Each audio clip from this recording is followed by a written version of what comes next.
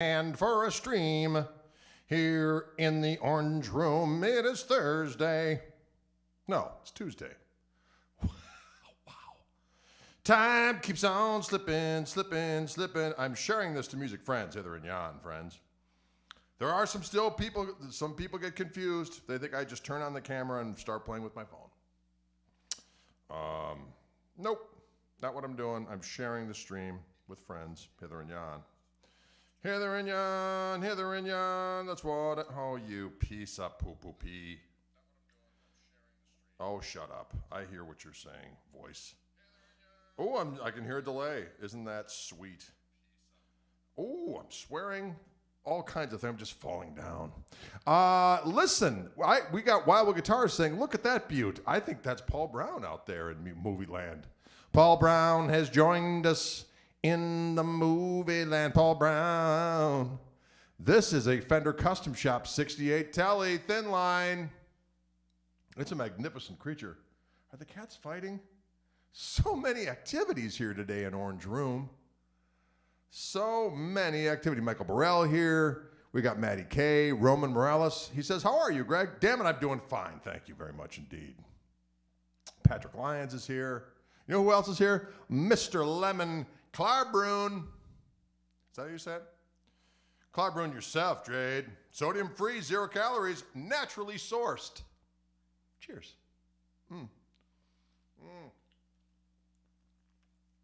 This guitar just arrived on my doorstep.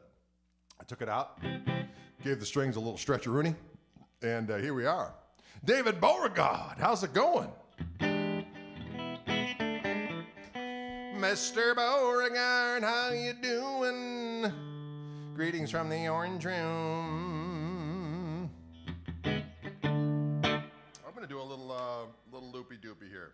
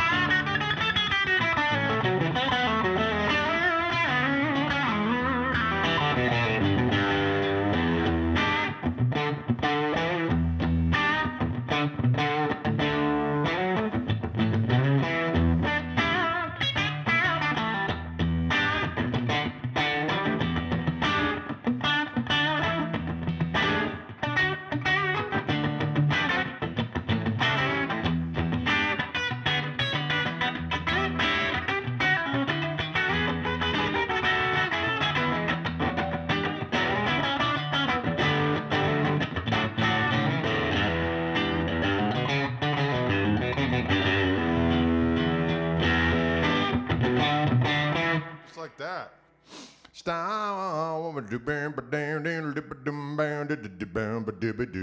Good, glorious sounding instrument. It is let's get a close up on this rascal. Behold. Again, it's just right out of the box from Wildwood Guitars to the Koch, the Orange Room.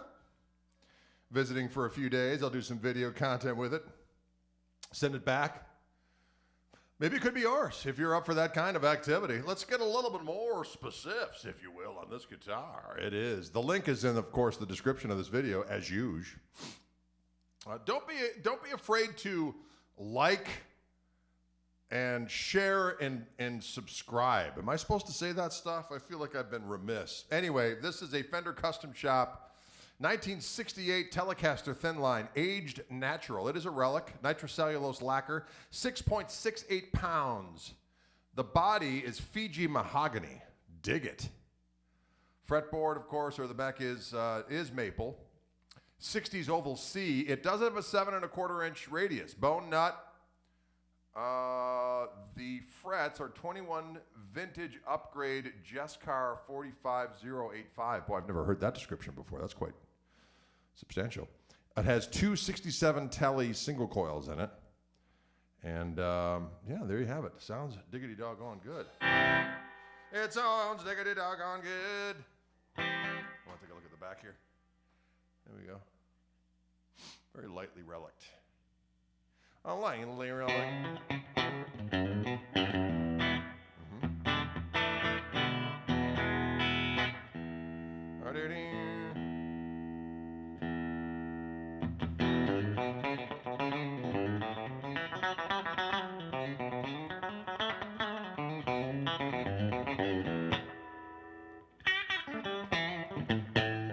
It's got some extra squish. It's got some extra squish. Can you dig it? Mm-hmm. Oh, yeah, I love it so. I have one of these. Wildwood did a thin skin version of the 68 thin line. It was a lot lighter than this as far as the wood was concerned. Not lightweight wise. Those were pretty light. And I have one of those. I used it quite a bit. And the only reason why I got rid of it is because I was trying to get rid of a few things to afford my 53 Telecaster. So that one went. So when I see another thin line, I get a little excited. I always like to describe it as, here's the note. The wood, the thin line adds an extra little halo around the note. Just an extra little woodeny halo of tone. These are my thoughts. These are my experiences from playing these instruments. Is it neck heavy? No, it's not. It's quite nice. Can you dig it? Wood tones, exactly. Woo!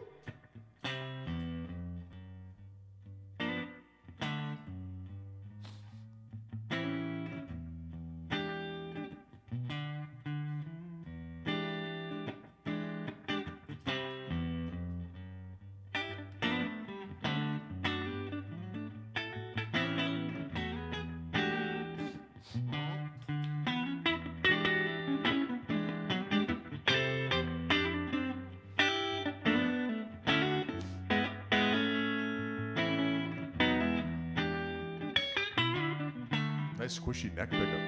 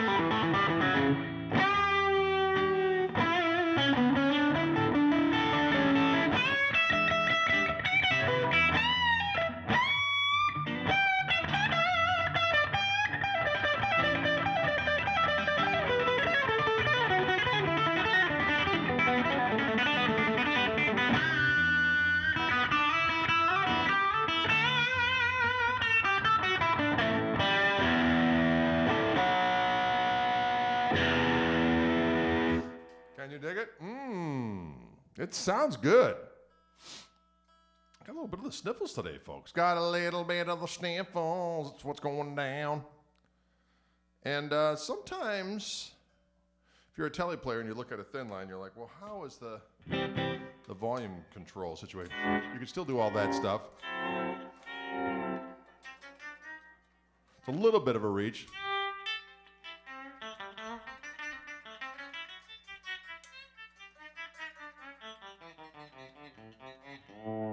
Same with Can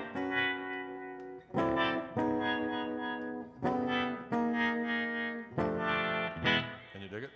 You can still do it. An airy halo better than a hairy halo. Well, you know, if you will. Elbar always coming into the wire. Oh, Lordy, you crazy kid. I prefer rosewood with the telly, but that sounds. Yes, I do like the sound of this guitar. I like maple, but don't listen to me. Listen to people who put investigative YouTube things up that dispel the wood has nothing to do with it. Nothing to do with it. You can put any pickup on any piece of wood, has very little to do. I'm being facetious, of course. Woodgate. That's what I'm going to call it. Woodgate. Steve Haynes asks, how many guitars do I have? Steve, that's an excellent question. I don't really know. I need to count them up. Somewhere in the neighborhood of 35-ish, I think.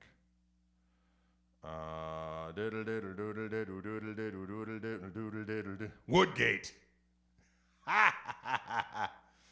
Yeah, I had a bunch of people go, see, Greg, it doesn't make any difference. Boy, I guess I'm going to just take those thousands of hours of experience and just flush them right down the damn toilet. What did I know? Here you could just take do an internet video and all of a sudden just prove, you know, people are just, all that experience and all that touch sensitivity and what you feel when you play an instrument. Wow. Not that I'm being judgmental. Does that sound judgy? I don't want it, like, in the immortal words of Brad Delp, I don't want to down you. I want to make you high. So there you go. Brad Delp said it all with Boston. I don't want to down you. I want to make you high. Okay, fair enough. Greg, how old are you? Well, that's a personal question, Jason. I'm the double nickel, 55. Double nickel. Do you ever find a guitar in your stable that you had forgotten about? Absolutely. Every now and again, I'll open up a case and go, oh, I forgot all about this one. Well, I don't forget that I remember I own it, but it takes a while. It's like, oh, I forgot this one was down here. And it's like, ooh, it's like Christmas time all over again.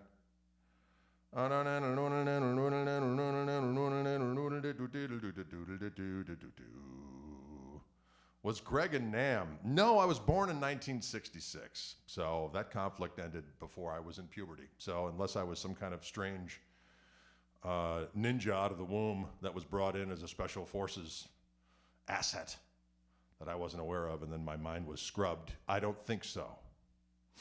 But stranger things have happened. Am I right? Rich Moran says, where do I keep my guitars? Well, that's getting a little personal, Rich Moran. They're kept all over the house in secret spaces. Secret spaces. Ooh, get back in tune there, Big Daddy. That's the quickest way to find out if your guitar is out of tune is you play a major 7th chord, and if it can just go poopy real fast. Then you give the neck a little Mr. Wiggles, and then the world's alright. The world is alright.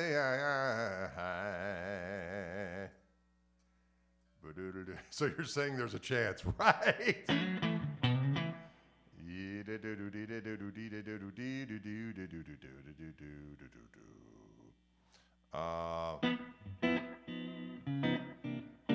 It is Care Bearish, exactly correct. Fruit Loops or Fruity Pebbles? Now, Aaron, now we're getting to the heart of the matter. Okay, when we start talking breakfast cereals, we talk guitars, it quickly leads to breakfast cereal. I'm going to have to say that I'm a Fruit Loopsman, even though they destroy the roof of your mouth. Am I right? Applejack, same thing. They just claw at the roof of your mouth, and you're like, oh, it's so good. I know I'm in pain. I don't know I'm going to be more pain later, but oh, it's just so damn delicious. That's why I let them sit in the milk a little bit so I get a little soggy. Get a little soggy. I am a fan of the Captain Crunch with Crunch Berries.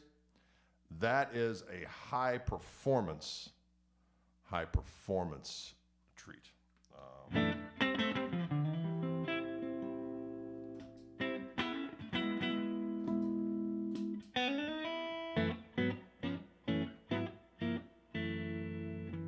Come on now.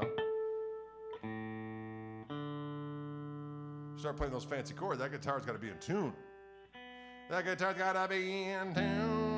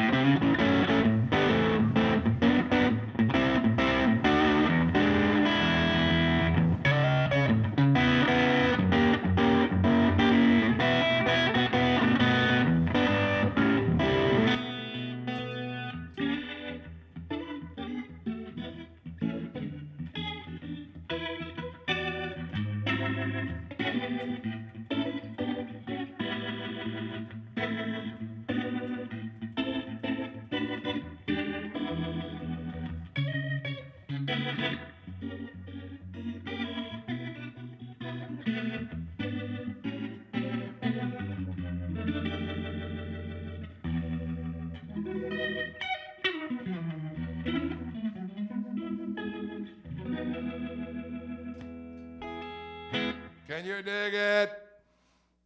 It's magically delicious. I see you guys talking cereal out there.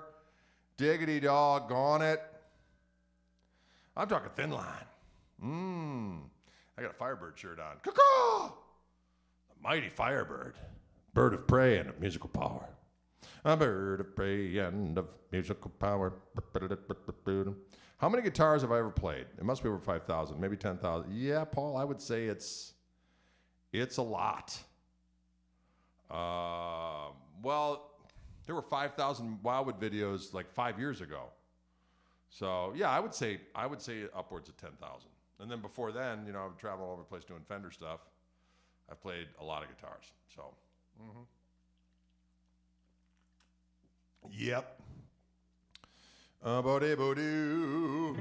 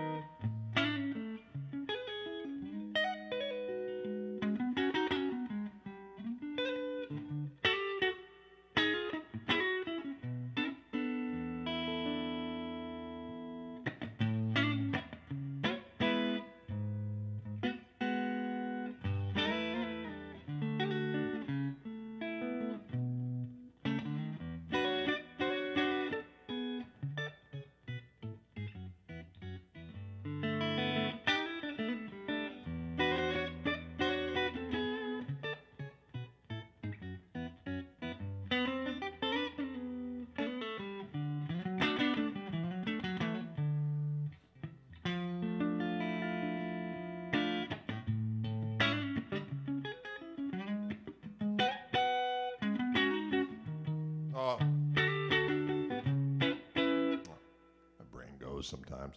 Electric Ladyland, yes, that is correct. Would you travel to Electric Ladyland if you placed all those guitars end to end? Perhaps so. Perhaps that is a real thing. What guitar did you pass on that you wish you hadn't? Boy, there's been a lot of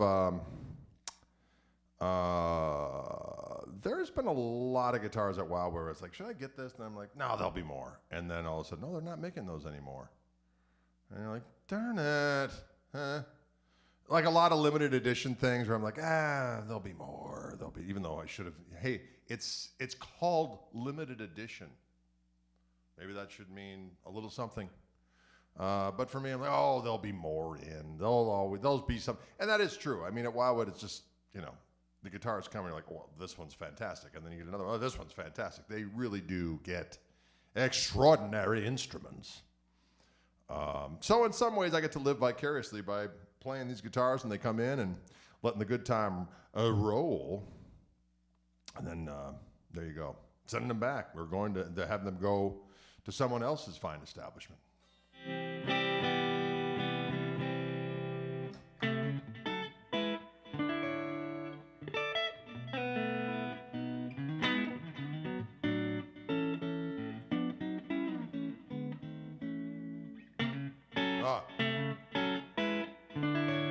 I used to do this one as a ballad back in the day.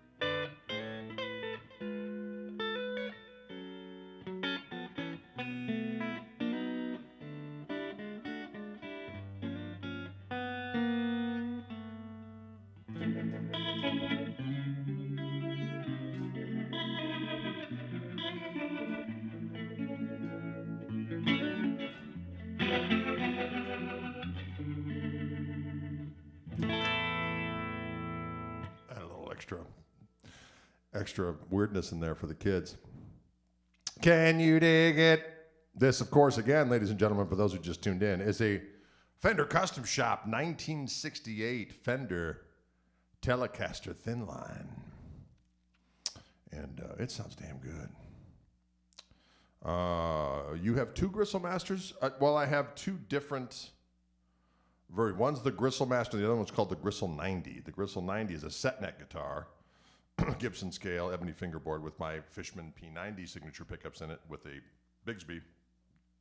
And the Gristle Master, like I have right here, that's the three-tone sunburst version, which is beautiful. That one is more like it's a slightly larger bodied T-style guitar with my signature Fishman pickups in there, the Gristle Tone, Fluence Gristle Tone T-style pickups. And this one comes in quite a few different colors. The ones that are currently available, three-tone sunburst, Wow Red, Pow Yellow, and of course Blucifer. And the Gristle 90 comes in three-tone hues currently. The Tosa Turquoise, which is this color here. Behold, the Tosa Turquoise. There's a beautiful gold, Venetian gold. See the back, beautiful. And then there's also a midnight black version, which is very delicious. Steve Karras. Hey, Steve Karras, what's going on out there? Any idea when the 90 sets and battery pack for Les Pauls will be available again? Well, I don't, but I would just keep on top of online to see who gets them. If this was, you know what, Steve, if you're around tomorrow, that's something we should ask Ryan as he's on Friday stream. And there you go. Can you dig it? Doodle, doodle, doodle. What's next in the signature Reverend line? Well, that's a good question, Mike Burrell. Oh, Michael Burrell, you never can tell. We've talked about a few different things. Wildwood has done special runs of my guitars, and there's a midnight black version of the Gristle Master with a larger neck profile. That's the same neck profile from this guitar of mine that I ordered from the Fender Custom Shop back in the day. And this is a large V. You can just look at it. You could just look at it on its side and go, that's a big neck. It is big and succulent. They say it's a November of '56 neck. It's big, though. It's a big, soft V neck. And I sent the neck to our friends at Reverend, and they copped it. They copped that neck profile. And that's what's on the black Gristle Master. And then we did a Kochwork orange version of the Gristle Master with Wildwood as well. But that had the regular neck profile, which is just a slightly larger C profile than what's on like the Pete Anderson and whatnot, the East Sider. But at some point, they swapped out the neck. So there were some black ones with the smaller neck profile, and there were some orange ones with the larger profile. And I suggested maybe we do a Blucifer with the larger neck profile as a production line piece. So we talked about that. We've talked about, different pickup configurations, maybe doing a Gristle 90 with a different tailpiece on it. Things have been discussed, but probably these things won't manifest until sometime in 2023. Because we're still trying to keep up with the Axis Purple. It was out for a hot minute as well. Axis Purple, there was, and then there was a store over in Great Britain that did a version of Butterscotch. So it was kind of like a Blackguard version, which was cool. Can you ding it? Lara asked, do any of your signature guitars have a slimish neck profile? Yeah, I would say that the regular Gristle 90 and Gristle Master are pretty reasonable. Those necks are very comfortable.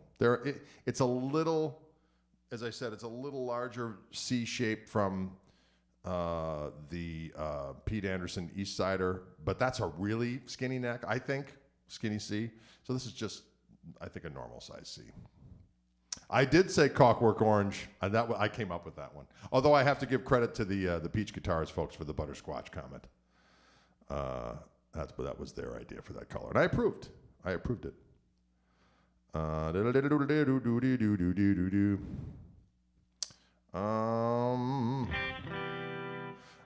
Baum says rubber necks are medium oval by default with a few. Yeah, you are correct. They're all about the same. And there you have it. Mm-hmm.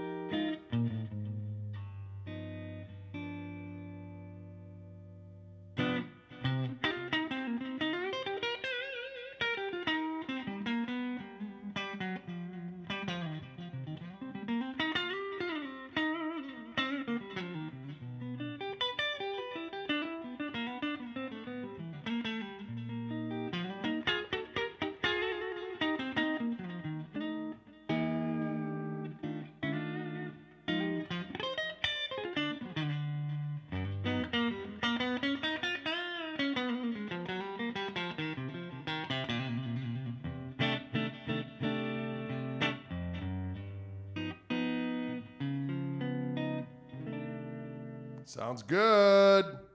LJ Gates says, I'd buy a Gristle Master if it had a belly cut. Well, yeah, I don't like the belly cuts. I like to have my belly in pain to remind me, like, maybe you shouldn't have that extra cookie. Instead of saying, have that other cookie and just be comfortable. You know what I'm saying? I like to have a little risk reward. What? That doesn't make any sense. I don't know. I've always liked the non-belly cut telly type guitars. Cut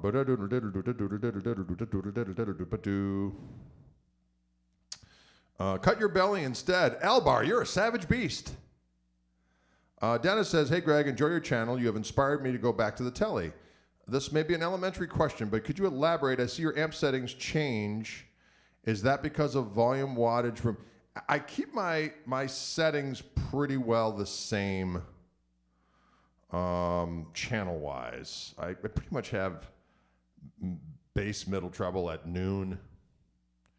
And on the Greg amp, my signature Koch amp, of which more are coming, ladies and gentlemen, and the Little Gristle is coming. I think they're on their way over.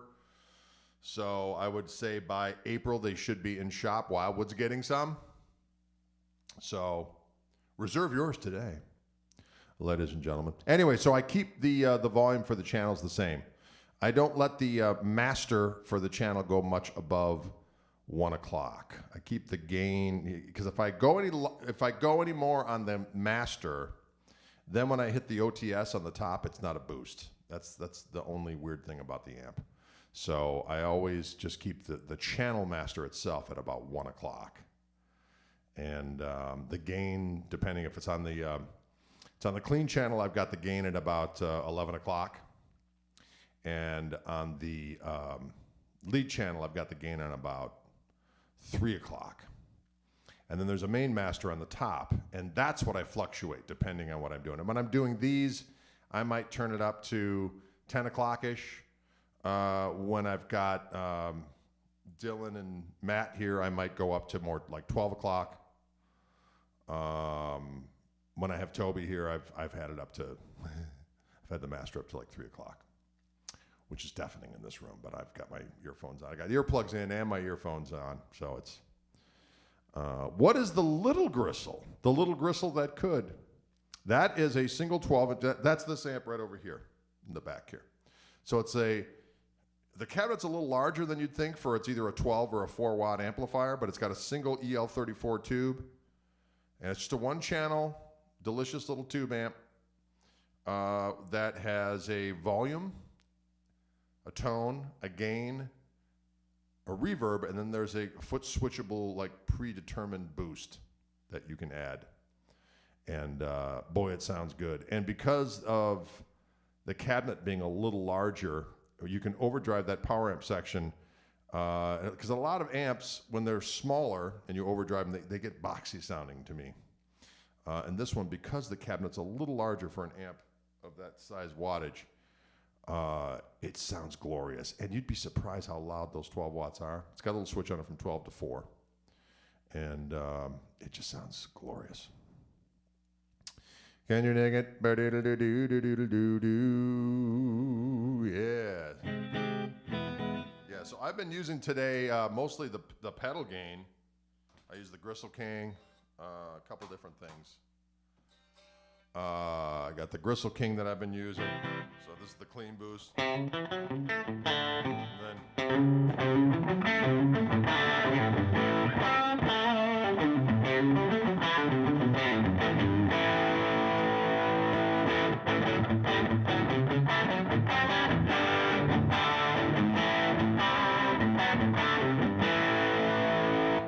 if I just hit this all by itself, I have this that... It's kind of louder. Slightly overdriven. Then over here I've got this one.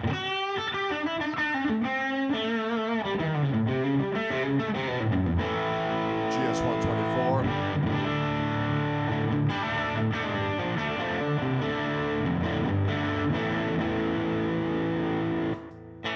And then over here I got the amp gain.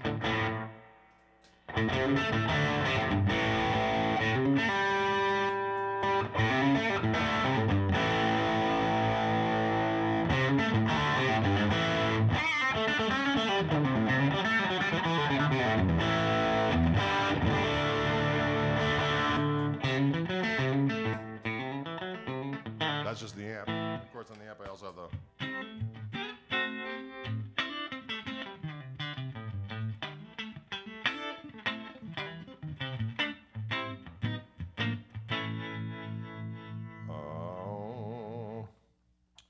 Gregor asks, has Koch amplificatory devices figured out a way to silence single coil end hum? Well, that's what my signature pickups do. They get rid of the hum. They have 2 voices and they're noiseless. So that my Fishman Fluence Gristle Tone pickups, the T-style ones and the Gristle 90s are also noise-free. Noise-free. Do I have any of the pedals on the effects loop? Not right now, Brian. That's why when I'm using my delays, I'm using the gain pedals, just because I don't want to have some stuff going through the back and then some stuff through the front. It just gets to be so diggity doggone complicated. What do the 2 switches on the jam tweet? Well, actually there's a lot more than the 2 buttons. This one right here, that's the chorus pedal, and I have it set up to be more like this. If I switch it, it gets more like a traditional kind of a chorus.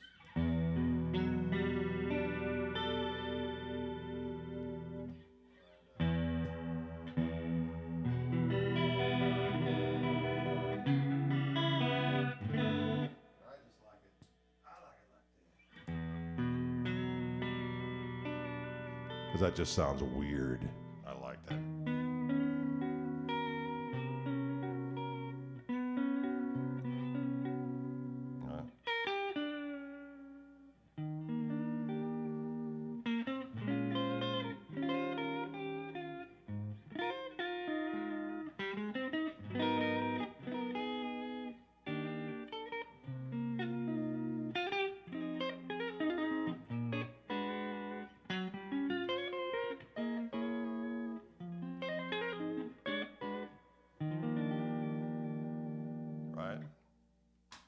Can you dig it? That is the acid dream setting. It is indeed. I like it, doodle doodle. Elbar says, I'm feeling drunk. Well, you're welcome.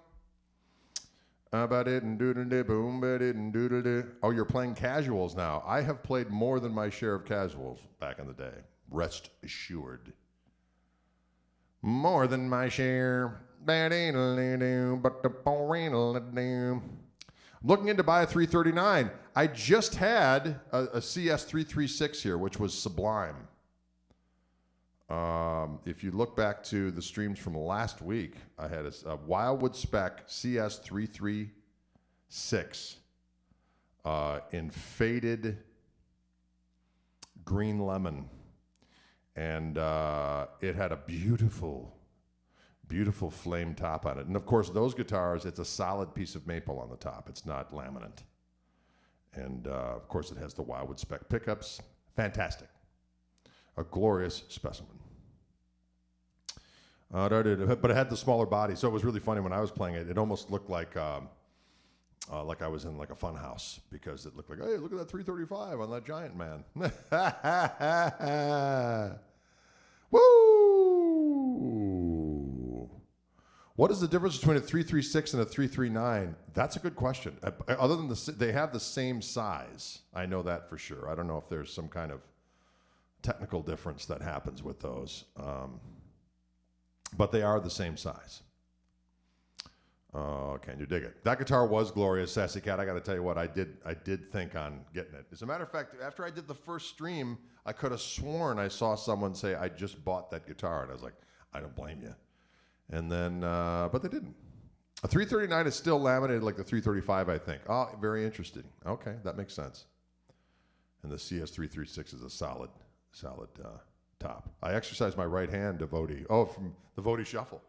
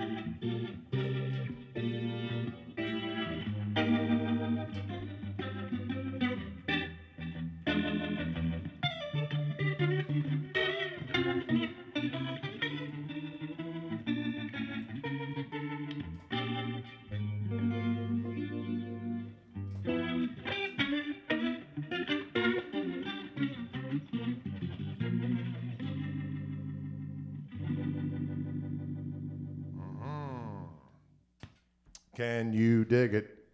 How about a little lay down Sally, says Patrick. Lay down, Bertha, rest in my doggone arms.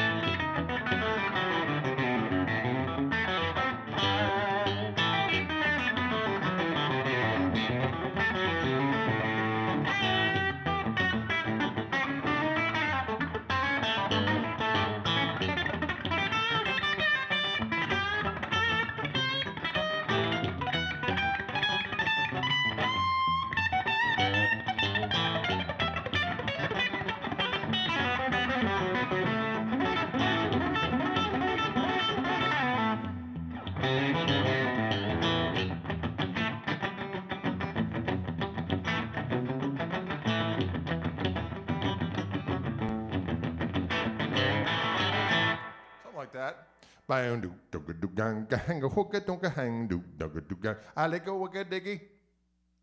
There you go, ladies and gentlemen.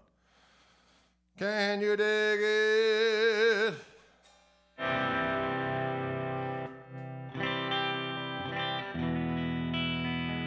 Yeah.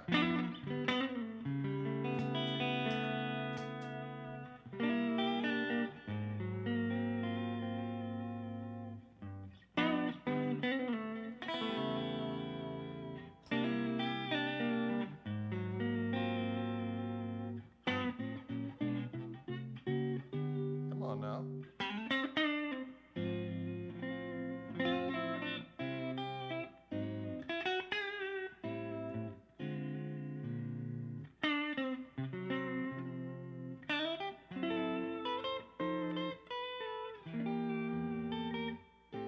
Ah.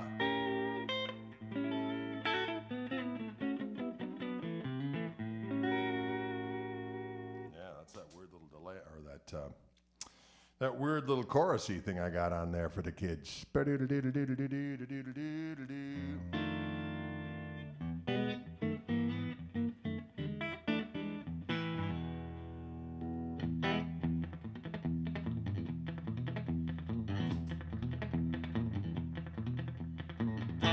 Oh, yeah.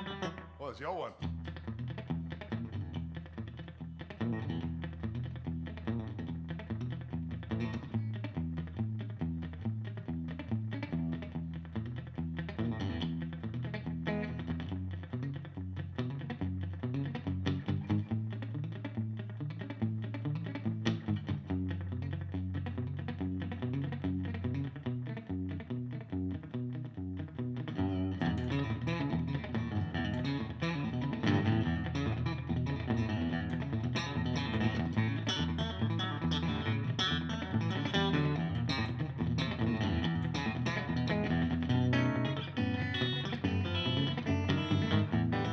Ah, I did it wrong.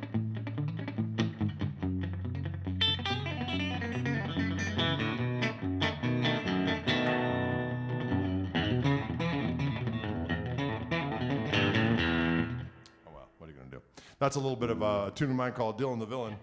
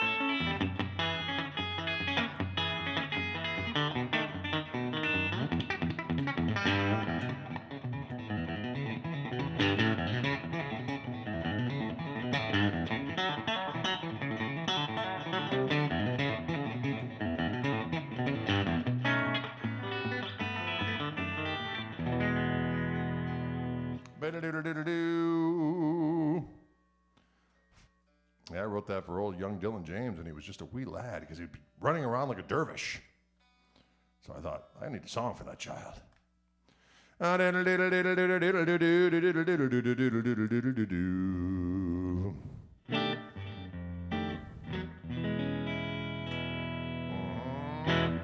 Can you dig it?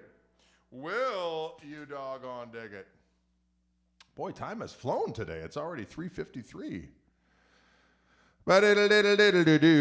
Folks, just to kind of reiterate, this was just sent to me by Wildwood to play for y'all. It is available for sale. The description of this particular guitar is on the description of this video, which on YouTube will be below, on the Facebook will be above, and you will press that link and be whisked away to our Wildwood website, where you can peruse the specifics of this mighty axe. And it is a glory. All of my kids have songs. Yes, they do. Actually, Isla has 2 songs. She lucked out.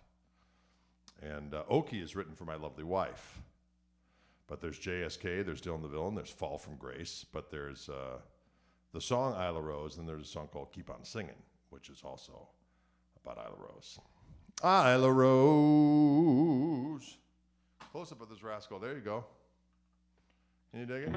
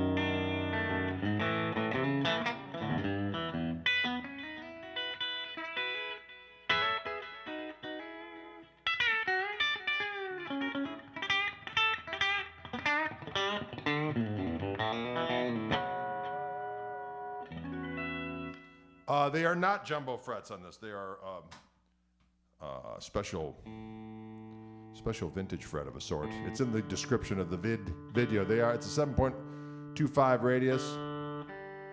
I bent those strings right out of tune with my behind the nut skullduggery. Behind the nut skullduggery.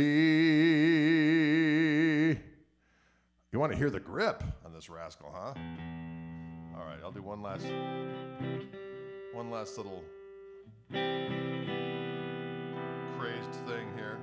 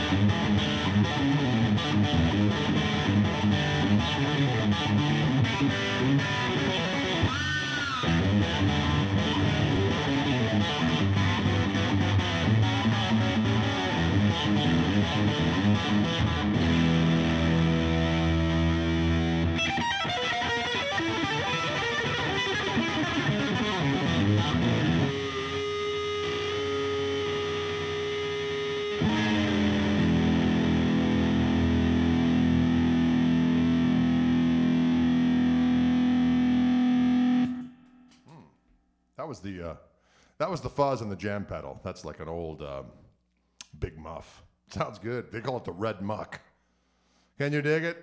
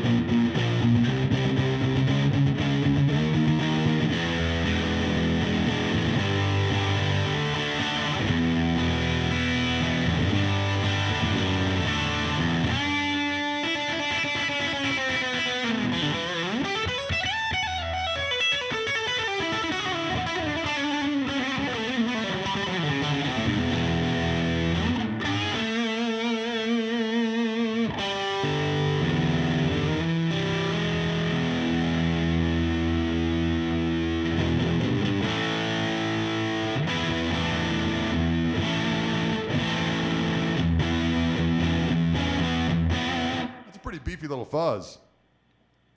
A little beefy little fuzz.